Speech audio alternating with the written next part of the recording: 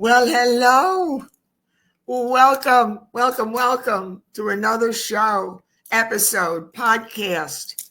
I am Susan Mintz, your host of Positively Positive, where all things and everything must be related in some way to HIV and AIDS, whether it's personal, whether it's a business, whether it's whatever you want. But if you have a story or you're involved with the HIV issue again, or you're involved with it, however, we want you to come on and you'll see the information, how you can become a guest. And it's just exciting. We're doing groundbreaking stuff in South Florida that nobody else is doing anywhere. And I just think it's wonderful that all these years later, finally, there's a show that's specifically dedicated specifically for people who want to be involved and tell their story, or who they work, or who they work for, or why they do what they do. Community. And we remove the stigma one story at a time. That's it. Positively Positive is one story at a time. So,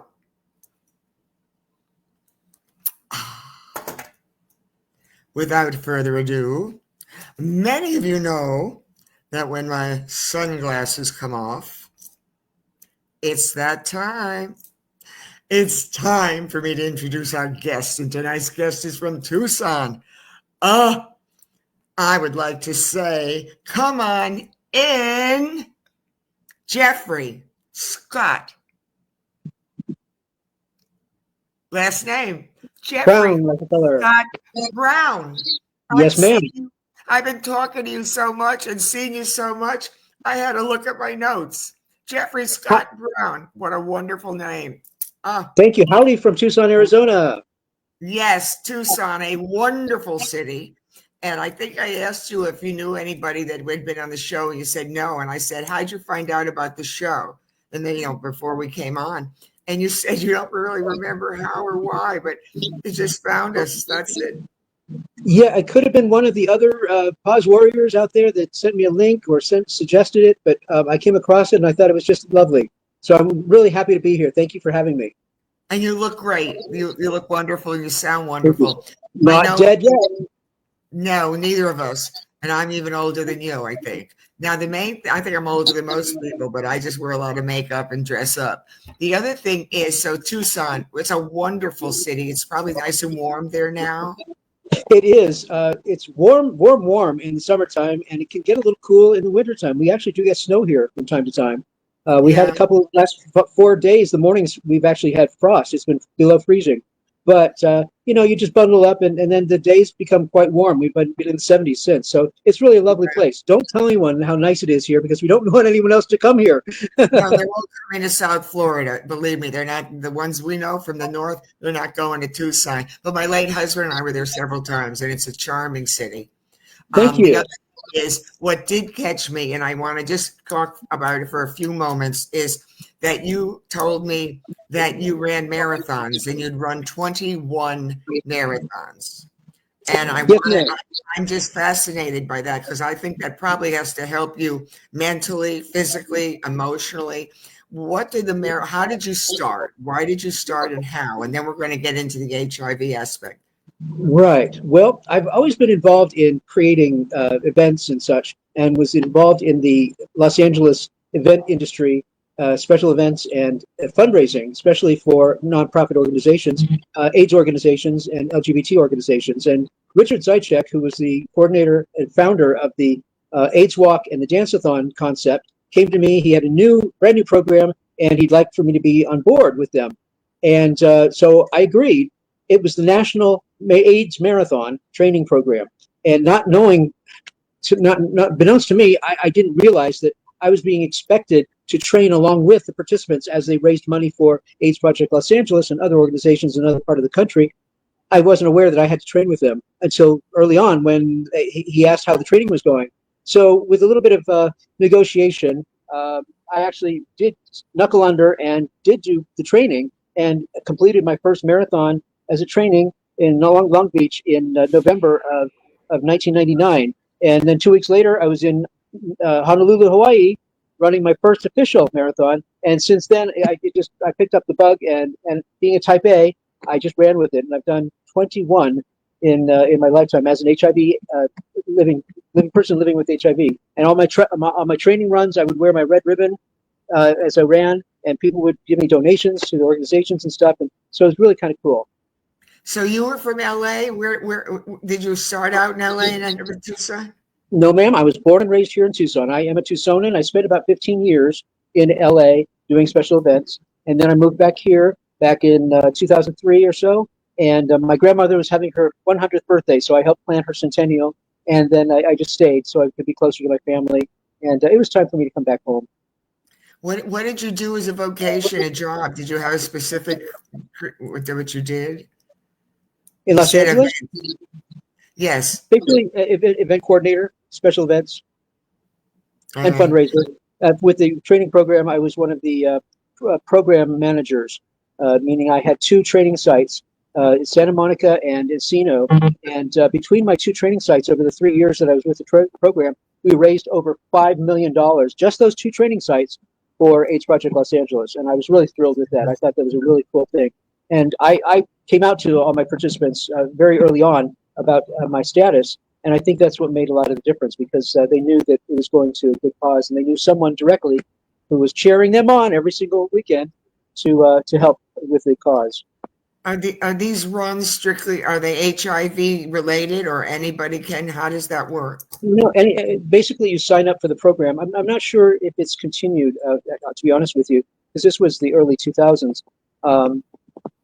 But the concept was that they would sign up, and there was a 6-month training program, and they would do their training runs, just maintenance runs during the week for like half an hour.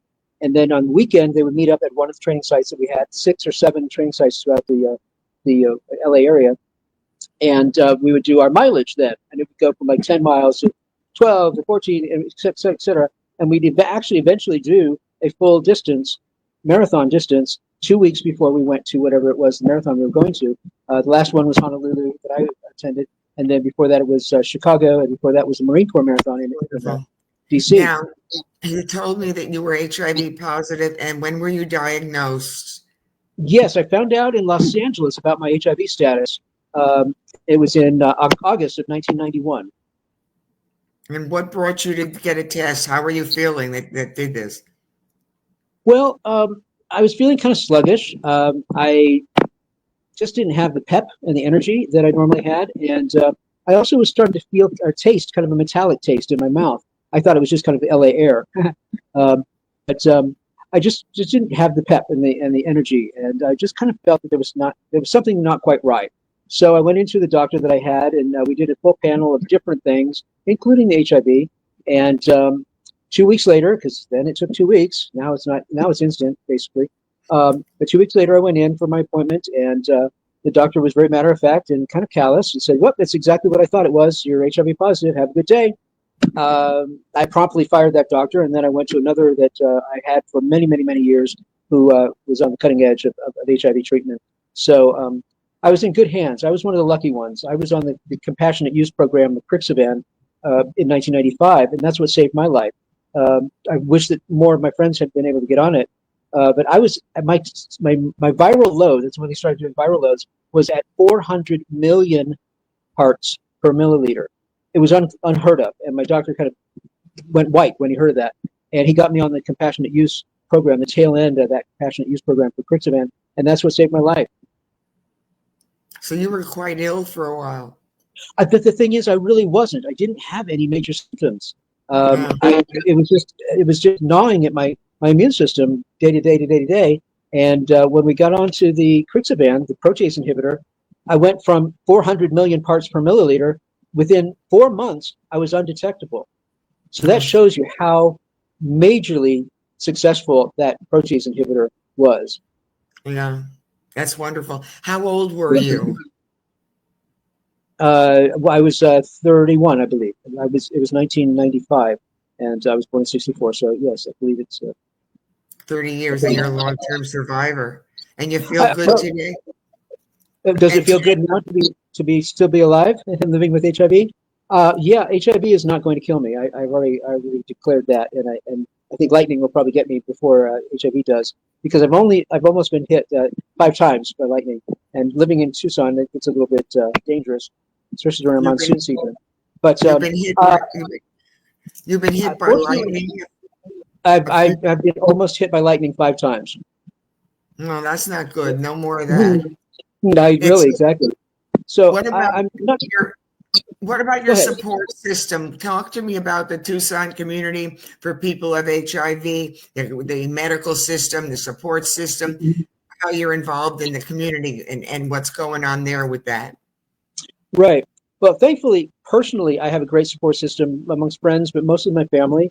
I've never been shy about my status, and never hidden it in any way from them. And I'm completely open at this point with the public. That was a very freeing experience years ago when I started with the AIDS Management Training Program, and I basically went public with my status because I'd been very protective of that through the years. Sometimes, with insurance and all that kind of stuff, you have to be careful about how much info you put out there. But I went positive each time there was a meeting to get people involved. I basically told them, there's someone in this room I know that's HIV positive, and they would look around and try to figure it out. And I said, by the way, it's me. Uh, and so the programs we have here, the events, the organizations we have here in Tucson are wonderful. We've got Southern Arizona AIDS Foundation. We've got Tucson Interfaith HIV/AIDS Network. We've got a couple others that do really specific things. There are none that steps on the toes of any others. So they all hit a niche that needs to be met in our community. So I really admire them all. We have some great LGBT groups as well. And it's a very loving, caring, nurturing, historic, musical, celebratory community that we have in general here in Tucson, and we all support each other. It's a very close knit group. And what medication are you taking now? Oh gosh, to be honest with you, I can't remember. I don't remember. I don't recall. Oh gosh, I'm sorry. I can't recall. I know that it's Well, towards the end of what's available for me. Um, because it's been so long and there's been mutations and all, I've had some kind of close calls about what was available for me because of because of the mutations and all over the years. but you're But feeling I've good. done two medications. That's it. I'm doing That's great, doing wonderful. Yeah, that's what's like I important. said Also, before, not dead yet. no, but you have an important. You have a positive. Most of our guests, and I will say all my guests, are very community based. All last year, if you go back and watch all the episodes on my Facebook, on my website, Mhm. susanmintz.com, or on Campbell Health, Right. all community activism, whether it's an Yes. organization where everybody, it's so personal. You don't get an HIV diagnosis and not at some point, if you can, do something positive literally with it. Consequently, the show Positively Positive, because that's what it's about. You're sharing your Mhm. story unique to you, but I ask about medicine. I ask about how support is, what's going on, because this is information Mhm. for people that they're not alone, that Mhm. Tucson is Right. being represented tonight. Yes, and I have to tell you that when I was in Los Angeles, there was quite uh, a lot of folks here in Tucson. I don't know why. I don't know how they didn't quite get it or what was going on in their minds. But I lost quite a lot of people, a lot of friends. I grew up here, and when I came back after being gone for 15 plus years, I looked around and I'm like, where is everybody? Where, let's go out dancing, let's go out and have dinner and such. And when I went into the lobby of the Southern Arizona AIDS Foundation, they have a lot of little copper plaques that have names on them of people in our community that have passed away. And I started looking at all these plaques and I recognized names, name after name after name after name after name. And I was, oh, there you all are. Oh my gosh. So they had passed away while I was gone pursuing my career. So I kept coming across more and more and more and more that had passed away during my time in LA, and we really didn't have anything tangible here in Tucson that was remembering all those people, except for those plaques in the lobby at Safe, which is not really public. I mean, if you go there, for services. You can see them, but they're not invited to come and pay tribute or anything like that. So I figured I would make something.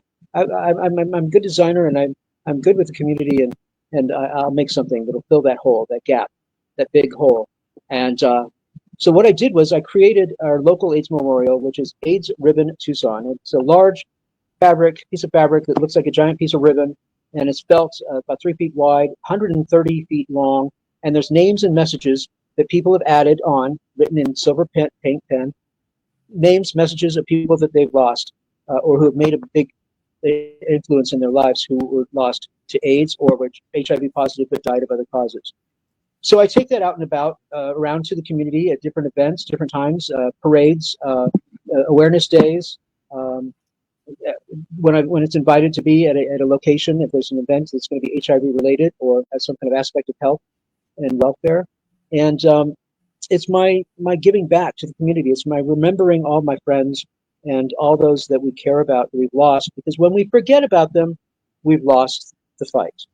Yeah, for sure. I'll never forget my darling husband from 30 years. I've been a widow. I love him. I still love him. And it's the reason I keep going. And God keeps giving me opportunities like this. I mean, to have a platform to be able to interview people exclusively about HIV and AIDS. It's just, I know I'm supposed to do this. The other I'm thing sorry, is did he that, pass away you know, from HIV? yeah. If you go on my website, you can, my book, Okay. Committed to Love. Yeah, Okay. he was I'm sorry. bisexual. He's bisexual, and I Okay. loved him for 25 years. He was my best friend. Right. And he told me in 81, well, I knew on our honeymoon, he told me he thought he was gay. And I said, you don't think you're Yeah. gay, you're Well, not but after that's not exactly why he came down with it. I mean, in the United States, yes, there's a lot of folks No, I'm just who are saying that was LGBT. our Yeah. relationship. Yeah. Yeah. Yeah. I'm just talking my story is that I Yeah. loved him. Yeah.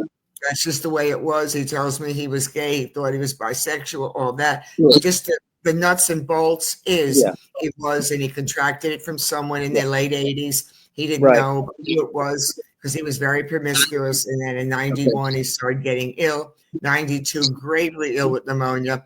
And I took care of him, and we took care of each other for 25 years. I loved Wow. him. I always love him. Go on my website. You can see my book, Committed to Love, tells you the whole story. For me, Actually, that was just, again, my life is mine, yours is yours, and we yeah. just share information.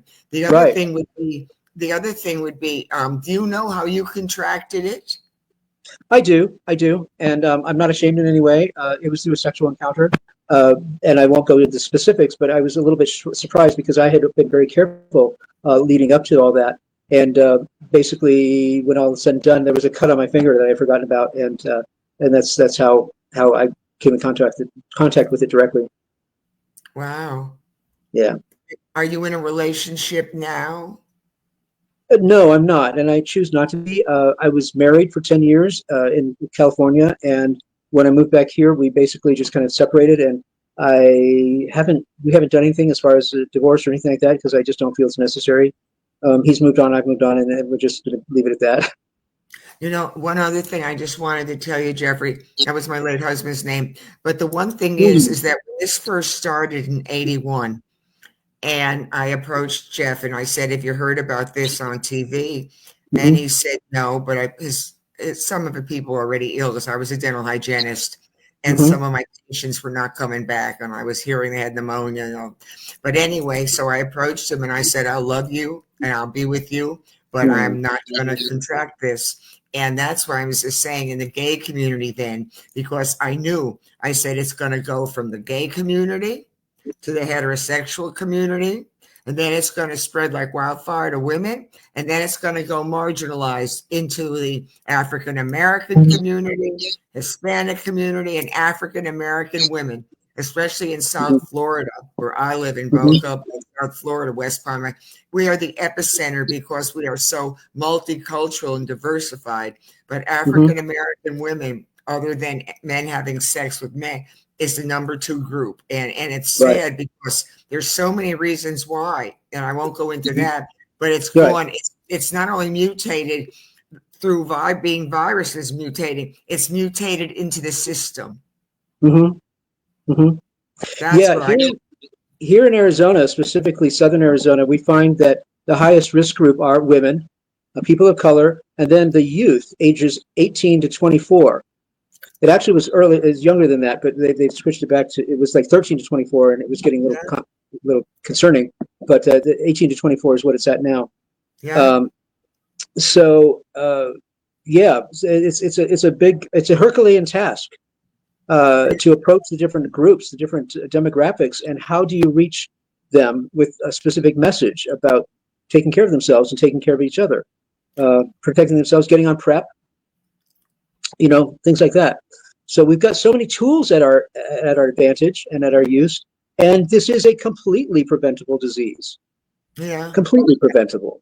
Yeah, and the drug companies will love you to stay the way you are because they're making a fortune. I'm always on a rag with the drug companies. The other thing would be, though, is that a lot of people under the age of 20, 25, they've never known anybody who's passed. It's never been in their lives. And if it's somebody they're not telling anybody. So the drugs on the TV are making everybody seem like, well, just go out and do whatever you want because if you're contracted, you got meds, it'll take care of you. And just take a couple pills, just have an injection, and you'll be fine. Well, not everyone is that lucky. Not everyone can tolerate it. It's like M&Ms out there. But the other thing is seniors. I do a lot of talks with senior groups because seniors are also, I can't get pregnant, I'm lonely, I need a man in my life. And then you got the men now who can get all their erectile dysfunction drugs. Right, they get their stay hard medications, 50, 60, 70 or 80-year-old women. An 85-year-old woman I just heard. She's having sex, but she's taking the man she's with is doing his thing with this thing, with the erectile, and she's doing unprotected sex. Right. You're a living womb. It still wants to get in. It's just it's the two groups that are the most at risk because one, they've never heard about it, and two, they think it's not going to happen to me. I just go. They go dancing, they go clubs. They got all these match sites. That's what I love talking about. I had a guest on. He's 65, and he wants to start dating again. And he's talking to me about all these sites they have now for people who want to meet people, or even if it's a friendship. He's talking about all these sites, and it's like everyone's got a little compartment now. That type thing. Have you noticed that? You have a lot of that out there. I mean, people we have a couple of sites that are specific for the interests that I have and my friends have. There's you name it. There's something out there for anyone, whatever it is your interest is in a sexual or fetish way. And because HIV is transmitted in a sexual way, a sexual manner, in addition to basically, HIV, intravenous drug use. All it takes is one opportunity. And if you don't use protection, if you are doing something that's risky, you are running the risk of becoming infected. And that's not something on the mind with a lot of folks that are elderly or that are youth. We have a challenge here in our schools that they don't allow us to completely tell the complete story about sexual education. No. And so we've had to really fight that with our education systems here about getting folks in to tell the story about trans and LGBT folks and specific needs and practices that young LGBT youth need to do to protect themselves if they're going to be sexually active. So it's been kind of frustrating. And that's where I hope that the ribbon comes into play as well, because it strikes so many people in a way when it's seen, because it's very overpowering. 130-foot long red swath of fabric coming at you. Sometimes we carry it as the looped red ribbon, and it's even more overwhelming. It reminds people of a lot of different things. First of all, get tested. Second of all, if you're positive, to take your medications, take care of yourself. Remember those that you've lost, and to educate others. And there's a lot of other emotions and things that it brings up, but I think those are the key aspects, and I'm really proud of that. And hopefully, we're doing our little part in amongst what the organizations that are here, what they do, which is a very admirable thing. And Pima County Health Department is also a great organization too that does a lot. you told Richard, you gave us the information how people can contact you. Did you give that? Oh yes, for them to check out the Oh, Facebook there page we for AIDS go. Ribbon Tucson. Sure, it's just Facebook/AIDS Ribbon Tucson, and they can check it out and see how we interact with our community and the beautiful things we've done with it, and how we've remembered the millions of people we've lost to the disease so far. It becomes so personal. Like I could not stop. It'd been easy for me at 48 to have been able to go do something else and pretend this never happened. But that's not what Right, God wanted for me. God wanted me to stay right. in this ministry. And Well, I'm, you've and I'm got such a gift grateful. of the gab, darling. Yeah, and I get to meet You got such a incredible gift. So, people. You're dressed yes, in purple. You're I matching am. this. Purple is a healing color, and I love surrounding myself with purple. But I also wanted to extend an invitation for you. I know you're down in South Florida, right? Yes, Boca Raton. Yes. At any time, if you're going to be in this area, or if I'm going to be in your area, I would love to offer you the opportunity to personally sign the ribbon and add your husband's name and a message in memory of him, so that you have that on there for forever. That's wonderful. I don't anticipate going out there at the moment, but I know one thing, just to be offered the chance to do something so powerful and significant and personal for you. You did something personal and that helped you heal. Healing comes It from a does. lot of It does. different ways. Every day, because I get people that mention someone that they've lost, and can I add their name? And I do. And every day, it's just a very special thing to be able to do that, and to be curator or caretaker. I called myself early on, but curator is more appropriate, because they're trusting me to add that memory, to add that special person to the memorial. And right now, it's getting full. It's getting pretty full. I may have to add a couple more panels. But it might end up getting up to 150 feet long, and that's pretty long. But yeah, so if you don't want to add it personally, if you'd like to me go ahead and add Jeffrey's name, I'd be honored to do that. Just let me know. Oh, We'll, I'd we'll, love we'll it. take care of it later. Yeah, Dr. Jeffrey Amens. You can get that on my Oh, website. You can get, and you'll see all our pictures and the life we had together. And it was 5-star, first class. I wrote my book, Committed to Love, about it. And it's just, what you can sleep with a lot of people. You can screw a lot of people. You can get drunk with a lot of people, but you only give your heart. You only truly give your heart to one. And once you've done it, there's that void in there that nothing's going to fill, because he was the better part of me. He completed me, Jeffrey. I've known Jeffrey. It's easy to remember your name now, Jeffrey. He completed me. That's what's so fascinating about my story, is he and I were just a merger. We were a that's wonderful. friendship that nobody could have ripped apart. You know how You're many blessed. men didn't matter what he Yeah, did. He yeah. knew that I grounded him and he would never have left me. I had that And security. it sounds like you accepted him. You didn't judge him. He still did his thing, and you didn't judge him for that as being a I, negative, because he had to express himself with love in another way as well. But and it you was you were you were friendship. you were his you It were was his such a powerful friendship and yeah, that's the point. We knew each other since we were kids. But I really say, though, that it would have been harder for me to leave. I couldn't have been without him. He would have had to leave me. That's how yeah, powerful it was. yeah, When, I always think of Hillary and Bill. Don't tell me she didn't know all the stuff he was doing, but there was nobody going to separate them. When you're right, bonded with somebody, you can dance on coals and your feet won't get hot. It's not going to happen. He yeah. and I were a team or a merger, and he would be proud that I've been still 30 years later champion. Get tested, get on Hmm. early, get a Hmm. good doctor who will listen to you, not like the one you Hmm. first had who dismissed Hmm. you. Right, right.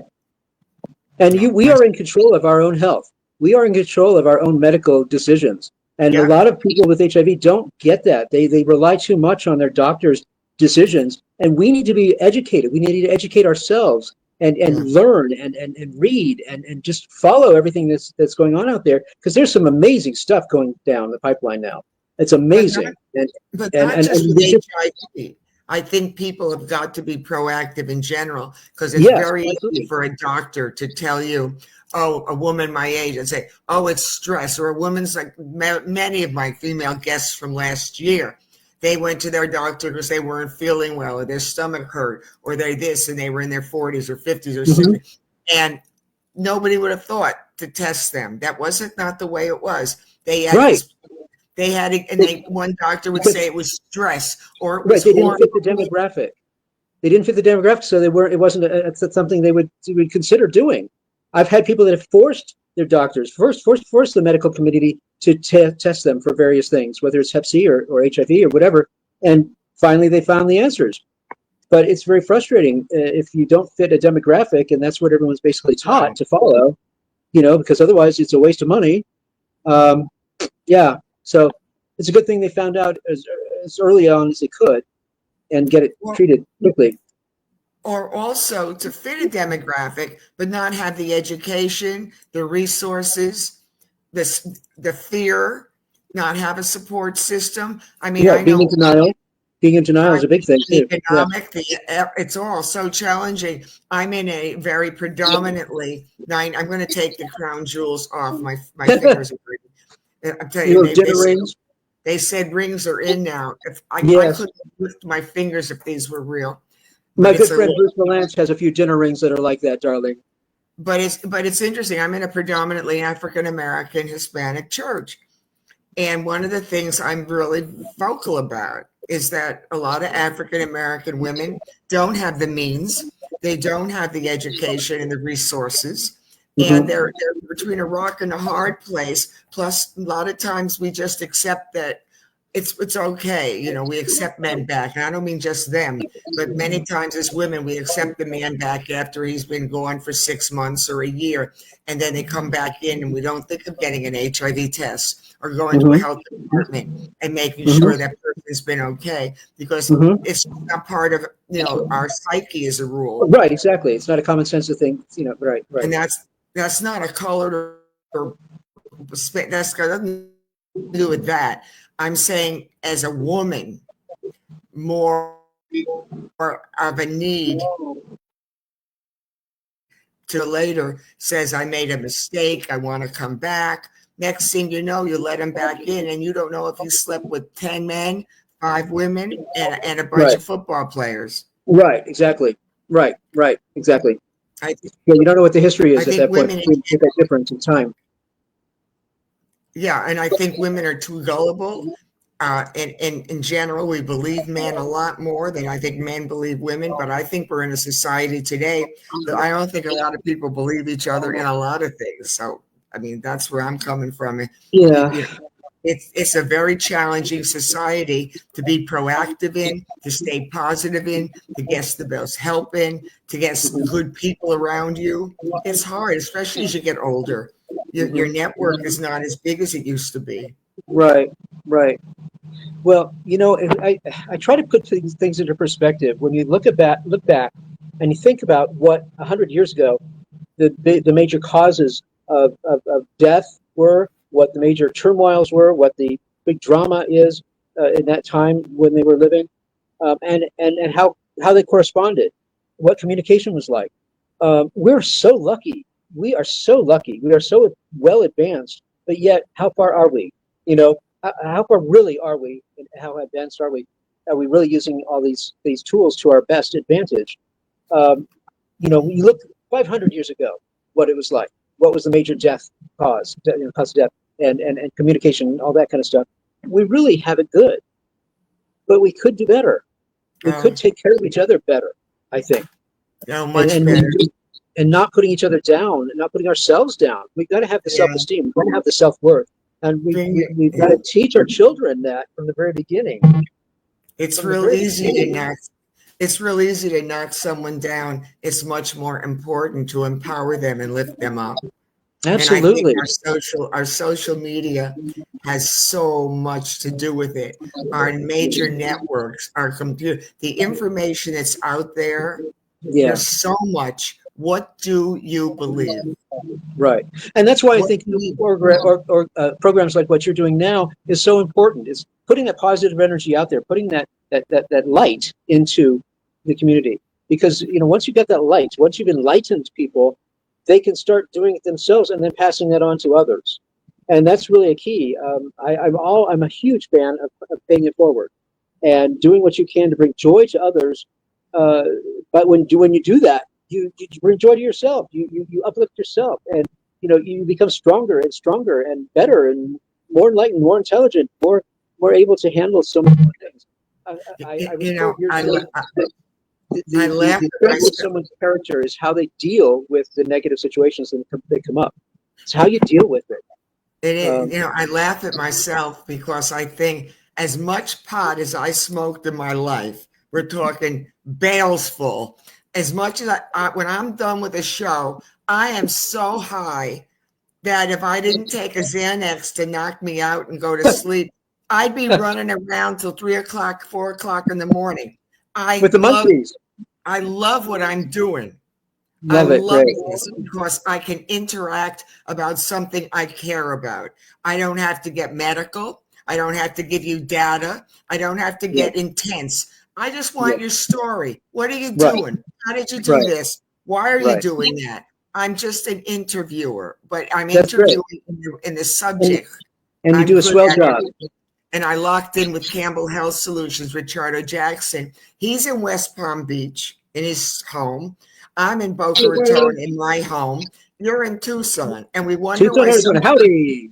you wonder why sometimes remotely we have issues. Yeah. You're doing a wonderful job. And when we do meet up, we'll have to do a couple gummies together. Oh, A couple that's edibles. not that's not as much fun as rolling and cleaning and licking and doing. It's an I have a hard art. time with the smoking part. It burns my Yeah, throat. at this point, but it's an art. I always said to people, "Oh, when you get it and you clean it and you roll it and you lick it and you get it all ready, it is an art." The other thing I wanted to ask you is, um, do you counsel, do you privately counsel, or just mentor? Or how else does that work with you? Basically, if there's someone that is having a difficult time, if they've had a loss, or if they've found out the news that they're positive, I can approach them as a fellow, as a peer, as a fellow HIV positive, as a person living with. Uh, as far as the counseling for grief, I have a lot of really wonderful people here in Tucson that are associated with the All Souls procession, which is our local, basically, public funeral we have at the beginning of November every year, and they are wonderful. And I try to kind of guide them that direction. But I do as much as I can from the HIV standpoint and loss, personal loss that I've Right. had over the years, the thousands of folks that I've known that have crossed my mind and crossed my memory, and crossed my heart. Uh, about dealing with it, there's something once they fill out, do their part, the entry on the ribbon. I have a little moment with them, and I say, "This is to so and so, who is one more star up in the heavens, up there guiding our way until we meet each other again." To so and so. We will notify you also when your show will air. We do air on Monday nights, but we will notify you and let you know when it's going to air. And Thank you. then I always give my guests a homework assignment. You Ah, are to tell people about the show. You oh, can that's send easy. them. Yeah, you just tell them to go to just about Positively Positive, Campbell Health Solutions, SusanMintz.com. My information's there. But we want people or don't know. We want them to come on and tell their stories. And then we'll Okay, send them a link. We send them a link and they'll be on and as a guest, just like you were tonight. It'll be wonderful, wonderful. wonderful. And share us on Instagram, YouTube, LinkedIn, Facebook.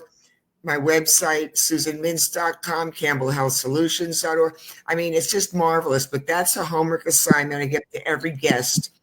We want you to connect us with one other person at least who will definitely want to be a guest and tell their story, or an organization or an infectious disease doctor or a dentist, somebody who's involved in their community or wherever they Sure. are. And make sure that we get people tested and that they're trusted by the right person, that they get the right resources they need.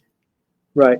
I have quite a few people in mind that that you'd really enjoy interviewing, that have really quite interesting stories. I think that can help you out with that. Not a problem. And once people are on, I think they're surprised because we just work through all the kinks. We don't have any.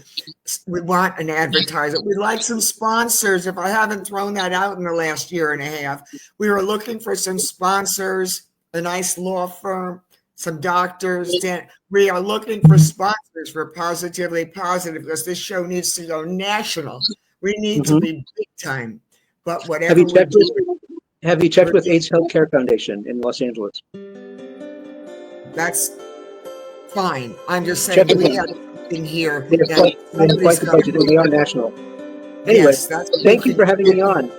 No, but this is where we are. We're all connected somehow with each other. Well, and the more that we are connected, the more that we are able to share our experiences, share our energy, share our positive energy, we can beat this thing. And it's not just HIV; it's all kinds of other things. It's herpes, it's Hep C, it's cancer. It's all connected. When we have a challenge to our health, it's how we deal with it. It's how we deal with it that really matters. If we buckle down and we get all the knowledge, and we get the information, and we make the right decisions, we can live a healthier, happier life. And gosh darn it, that's what I'm going to do. And I'm not going to let this bug get me down. And you can count me on that one. You can quote me on that one. I'd be happy to help you out with more interviewees. And I can, off the site, I can give you some more contacts as far as potential sponsors. And you can tell that this show is necessary and needed because Absolutely. no one else is doing anything like this. That's why I know we're filling a need.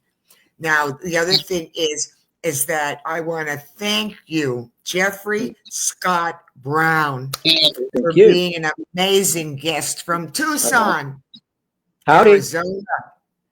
And I want to thank our viewing audience, our listeners from people all over the country. Thank you so much for supporting what Richardo Jackson of Campbell Health Solutions and I am trying to do, and that's bring awareness, education, information, remove the stigma one story at a time. So thank you, Jeffrey. Thank you for watching. And you can follow me on Instagram, YouTube, Facebook. I'm everywhere. And Richardo Jackson on CampbellHealth.org or Campbell Health Solutions. We are here and we care. And our show, Positively Positive, and Susan Mintz, we will always be committed to love. Absolutely.